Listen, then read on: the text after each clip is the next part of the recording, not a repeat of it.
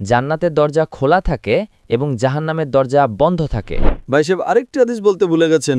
সেই ৩০ দিনের রমজানের মধ্যে যদি কোনো হিন্দু মারা যায় তাহলে সে কোথায় যাবে? দ্বিতীয় প্রশ্নটি আরও জটিল।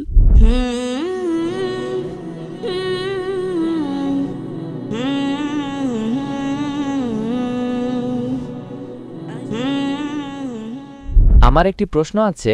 আমি শুনেছি যে রমজান মাসে ৩০ দিন জান্নাতের দরজা খোলা থাকে এবং জাহান্নামের দরজা বন্ধ থাকে, কিন্তু সেই ৩০ দিনের রমজানের মধ্যে যদি কোনো হিন্দু মারা যায় তাহলে সে কোথায় যাবে? ভাই সাহেব খুব ভালো এবং সঠিক প্রশ্ন করেছেন। প্রশ্নকে কখনো ভুল বলা উচিত নয়, ভুল বললে তা প্রমাণ করতে হয়। ভাই সাহেবের প্রশ্নটি হলো, তিনি হাদিসের উদাহরণ দিচ্ছেন। অনেক হাদিস আছে আল্লাহ রাসূল সাল্লাল্লাহু আলাইহি ওয়াসাল্লামের, বুখারী এবং অন্যান্য হাদিস আছে যে রমজানে আল্লাহ সুবহানাহু ওয়া তাআলা জান্নাতের দরজা খুলে দেন এবং জাহান্নামের দরজা বন্ধ করে দেন। ভাই সাহেব আরেকটি হাদিস বলতে ভুলে গেছেন যে শয়তানও বন্দী থাকে। তো তিনটি বিষয় একসাথে, আল্লাহ সুবহানাহু ওয়া তাআলা শয়তানকে বন্দী করেন। তো ভাইয়ের প্রশ্ন হলো, যদি রমজানে ৩০ দিনের মধ্যে কোনো হিন্দু মারা যায় তাহলে সে কোথায় যাবে? অনেকে প্রশ্ন করে, শয়তান শিকলে বাঁধা থাকে, শৃঙ্খলবদ্ধ, কড়া, হাত কড়া তো বলতে পারবো না, কড়া কড়া শিকলে বাঁধা। শয়তান শিকলে বাঁধা থাকে, তবুও আমরা দেখি গুনাহ হচ্ছে। যদিও রমজানে গুনাহ কম হয়, তবু গুনাহ তো হয়, তাই না? তো শয়তান শিকলে বাঁধা থাকে, তাহলে গুনাহ কেন হয়? এটাও একটা প্রশ্ন কি না? যদি শয়তানকে আল্লাহ তাআলা শিকলে বাঁধা রাখে রমজানে, আমরা দেখি তবু চুরি হয় কি না? কম হয় কিন্তু হয়। তবু লোকেরা মদ্যপান করে, কম পান করে। যখন শয়তান শিকলে বাঁধা, তবে কেন এই ভুল হয়? কিভাবে এই গুনাহ হয়?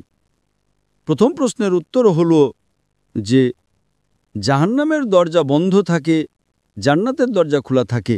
যদি কোনো হিন্দু রমজান মাসে মারা যায় তাহলে কোথায় যাবে? সে যাবে প্রথমে বারজাখে। কোথায় যাবে? বারজাক। বারজাক মানে মধ্যবর্তী সময়। মানুষ মারা যাওয়ার পর সরাসরি জান্নাতে যায় না, সে বারজাখে থাকে। এরপর হাসরের ময়দানে সবাইকে উঠানো হবে, হিসেব নিকাশ হবে। সূরা আল ইমরান অধ্যায় নম্বর ৩ আয়াত নম্বর ১৮৫। চূড়ান্ত প্রতিদান বিচার দিবসে দেওয়া হবে। কুল্লু নাফসিন যায়কাতুল মউত।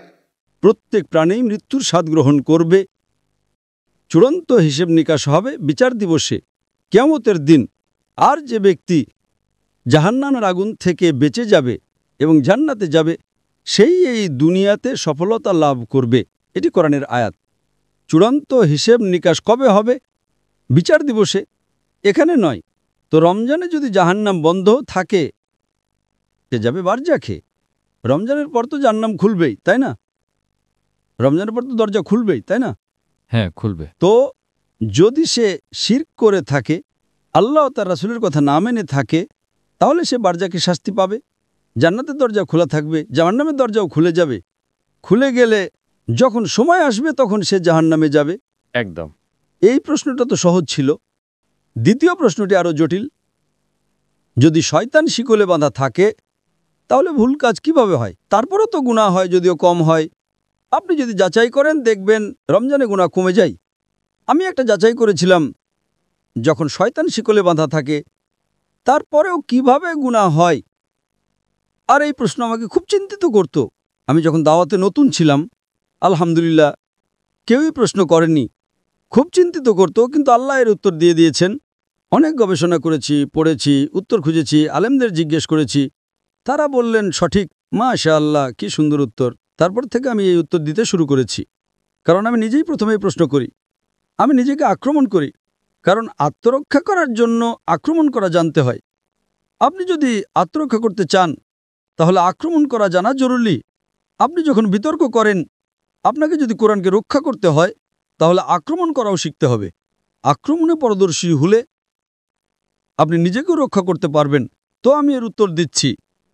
আল্লাহ রাসূল সাল্লাল্লাহু আলাইহি ওয়াসাল্লাম বলেছেন যে শয়তান শিকলে বাঁধা থাকে। শিকলে বাঁধা থাকে। শয়তান মরে যায় না, জীবিত থাকে, কিন্তু শিকলে বাঁধা থাকে। আমি একটা উদাহরণ দিই।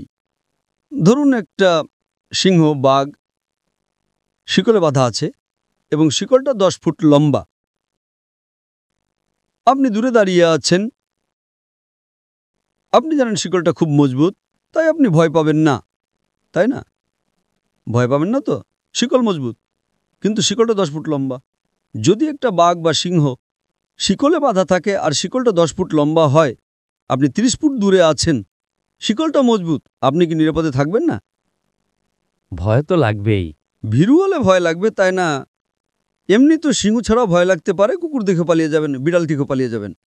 কিন্তু আপনি যদি 30 ফুট দূরে থাকেন তাহলে তো নিরাপদে থাকবেন, তাই না? হ্যাঁ কি না? একদম একদম। একদম। কিন্তু আপনি যদি সিংহের কাছে যান তাহলে কি হবে? খেয়ে ফেলবে। হ্যাঁ, তো আল্লাহ রাসূল সাল্লাল্লাহু আলাইহি ওয়াসাল্লাম যখন বলেন যে রমজানে শয়তান শিকলে বাঁধা থাকে, এর মানে হলো আপনি শয়তানের কাছে যাবেন না। ঠিক।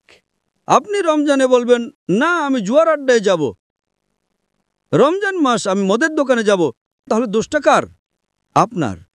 তাই রমজানে শয়তানের শক্তি কমে যায়, কিন্তু শয়তান মরে যায় না। শিকলে বাঁধা থাকে মানে আপনি যদি দূরে থাকেন তবে নিরাপদ, কিন্তু আপনি যদি সিংহের মুখে হাত দেন, সে শিকলে থাকলেও তো আপনাকে খেয়ে ফেলবে, তাই না? একদম। তো রমজানে আপনার জন্য গুনাহ থেকে দূরে থাকা সহজ, কিন্তু অসম্ভব নয়। রমজানে প্রায়শই আমরা আল্লাহর সাহায্য পাই, কিন্তু আপনি যদি বলেন, না আমি মদের আড্ডায় যাব, পিকচার দেখব, আমি ব্লু ফিল্ম দেখব, তাহলে তো সমস্যা হবে, তাই না? তো রমজানের শয়তানের প্রভাব কমে যায়, কারণ সে শিকলে বাঁধা থাকে। আপনি তার কাছে গেলে, তার মুখে হাত দিলে সে আপনাকে খেয়ে ফেলবে, তখন আপনি গুনাহ করবেন।